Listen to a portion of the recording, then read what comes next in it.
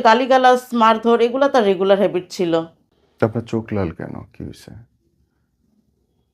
আসলে ভাইয়া আমি যখন এখানে আসতেছি পুরোটা রাস্তায় আমার মনটা এত খারাপ ছিল। মানে এই বিষয়গুলো বলতে গেলে আমার অনবরত চোখ থেকে পানি বের আসে। আমি রিলেশনটা বরাবর শুধু স্যাক্রিফাইস করছি। আমার কাছে মনে হইতো একটা সময় হয়তো ঠিক হয়ে যাবে। এই হ্যাবিটগুলো তো আর মানুষের সারা জীবন থাকে না।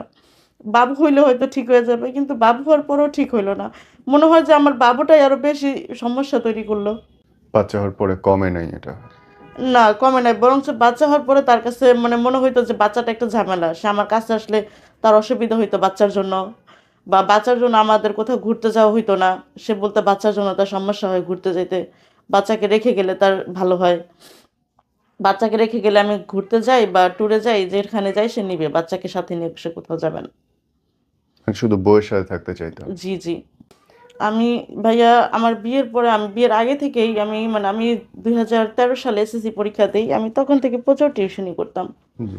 আর ইন্টার পরীক্ষার পরে ২০১৫ তে যখন আমি ইন্টার কমপ্লিট করি তখন আমি টানা স্কুলে জব পাশাপাশি টিউশন করি।